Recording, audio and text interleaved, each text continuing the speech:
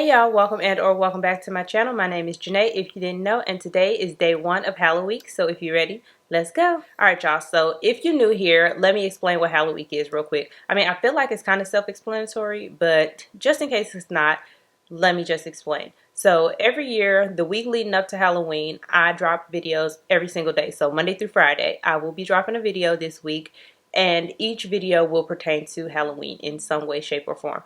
And today's case is another missing persons case because, again, if you're new here, on Mondays, I do highlight missing persons cases that I feel like don't get enough media attention or aren't talked about enough. And so, yeah, today we're going to be talking about the disappearance of John Davis. And Mr. John Davis was born on February 15th, 1974. I could be off on the year by like a year or so, but I do know for a fact that his birthday was on February 15th. And I'm not 100% sure if he's a Houston native or not, but I do know that in 2021, he was living in Houston, Texas. And he lived here with his wife, Patricia, of over 25 years and their children. Now, I don't know how many kids they had, and I don't know if at the time of his disappearance, all of the kids were still living in the house or if some of them had, grown up or was grown and was already out of the house. I really don't know. But what I do know is that John made a living driving trucks, and this is something that he absolutely loved to do. And he had been driving trucks for over 20 years at this point. And he would often have to leave to go drop off trucks, drop off loads, pick up loads,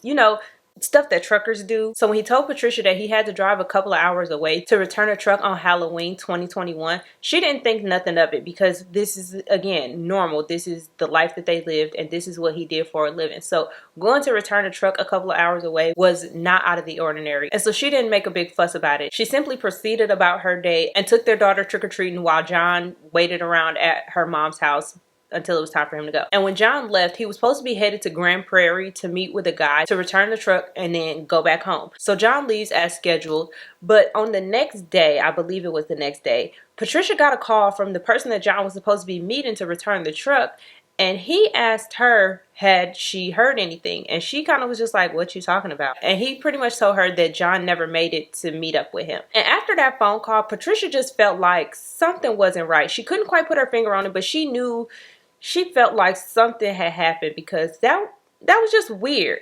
And I don't know exactly when Patricia decided to report John missing, but at some point John was reported missing by Patricia. And unfortunately, there's not a lot out about the investigation that happened after Patricia reported John missing. But 4 months after John was initially reported missing, the truck that he was supposed to be dropping off was found in Mount Vernon, Texas. And I told y'all he was supposed to be going to Grand Prairie. And Mount Vernon is actually approximately 2.5 hours away from Grand Prairie. So this truck is found in Mount Vernon, but there's no sign of John anywhere. So police ended up getting in contact with the owner of the truck to say, hey, your truck is abandoned here, come pick it up. And whoever the owner is said they was going to come pick it up. However, they never ended up showing up to get the truck. And so the truck ended up being towed to a tow lot. Now, my thing is, John is missing. John has now been missing for 4 months by the time y'all find this truck. But it doesn't seem like anybody was actively trying to search for John, because when Patricia would call Mount Vernon police to see what's going on,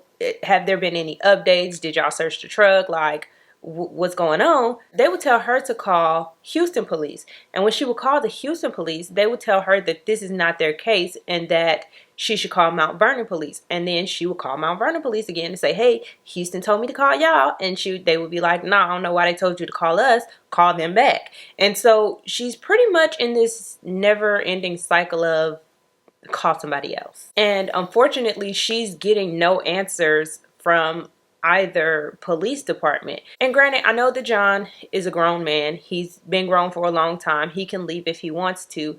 But this ain't a man who seemed like he was just going to up and leave his family. He's been with his wife for over 25 years. They have children together. And if I'm not mistaken, they have grandchildren. I mean, they had their marital problems, but nothing where he was just going to up and leave like that, just without saying nothing.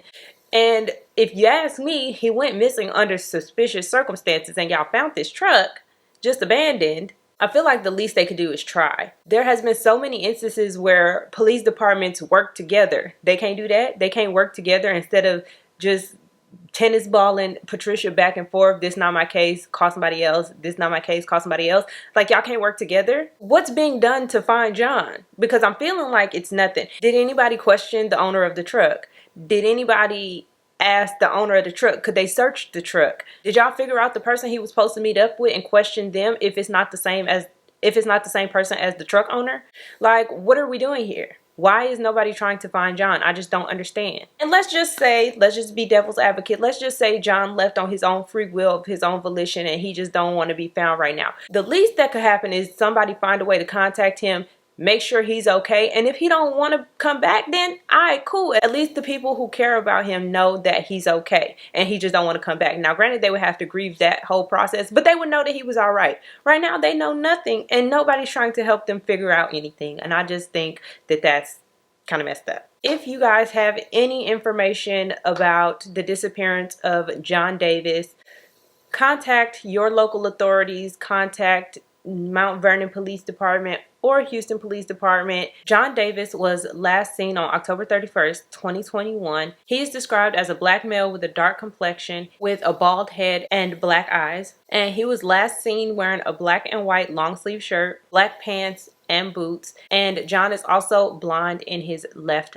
eye. And while reading that description, I just saw that John's boots was found abandoned in the 18-wheeler. So that's kind of suspicious to me, because if he was only supposed to be going 2.5, 3 hours away from his home in Houston, Texas to Grand Prairie and was supposed to be returning, he probably did not bring a change of clothes. And if he did, was that change of clothes found in the 18-wheeler as well? And if he didn't bring a change of clothes, why would his shoes just be there? He walked away barefoot. He left without no shoes. Like, make it make sense. Have anybody tracked his credit cards? Have anybody tried to see if they could see if he's been making calls from his cell phone? Like, what have we done here? Anyways, y'all, that concludes today's missing persons case. Thank you all so very much for watching, and I will see you all tomorrow for day 2 of Halloweek.